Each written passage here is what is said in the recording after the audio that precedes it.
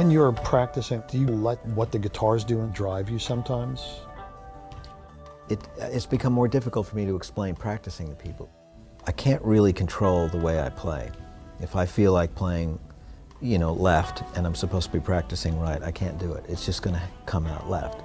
And a couple of years ago I started to notice that it was a growing trend, that there was some part of me that was saying, the hell with it, we're just going to play how we feel. And so it makes it harder to practice stuff that you would practice when you're 10 years old, you know, out of a book, because the interest there is gone. It's like once you peer into the possibilities, once you open the door of emotional playing, you really don't want to look back. Everything else seems completely sterile after that. You also realize that playing from the heart requires far more concentration all the time, not just when you pick up the guitar. It's a state of mind, it's more like a way of life. I know that you started out building your own guitars. Mm-hmm. Putting them together. Building is a heavy word. It suggests luthier qualities, but no.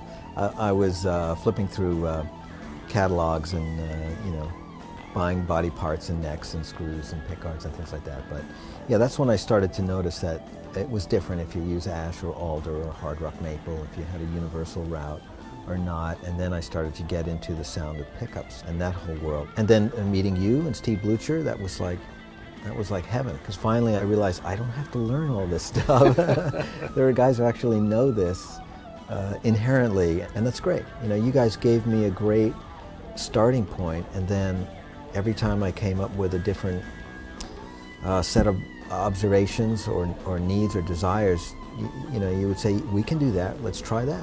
Well, you know, you're a perfect person to run product to, because you're going to use it, you're going to try it, and you're going to do things that, from a technical standpoint of view, I certainly wouldn't have thought of. How do you come up with ideas for songs and material?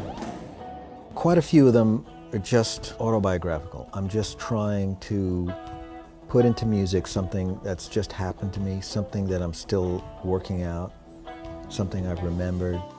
Sometimes I'm really projecting and I'm thinking, what if I went through that?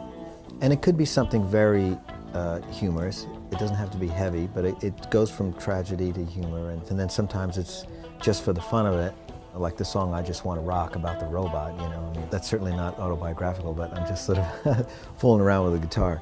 And so I think the key when I'm writing is to let it all come out, write the stuff that I think is very important for me to write from a musical development point of view, and then let myself write stuff that's I think is just trivial, just because the guitar does it. Let it do it. And then I edit it later. And then I see if the compositions enhance each other by being in a small group, like a 10-song group, like for an album. And in that way, in a strange way, when I start to do that editing, I do go back, and that's almost like the final step of writing, because then I'm working off of the experience of hearing all these songs as a group, and I might go back to the heavy song and say, lighten up, Joe, or I might go to the light song and say, it's too light. It's not working in the composition of the group together. Yes, yeah.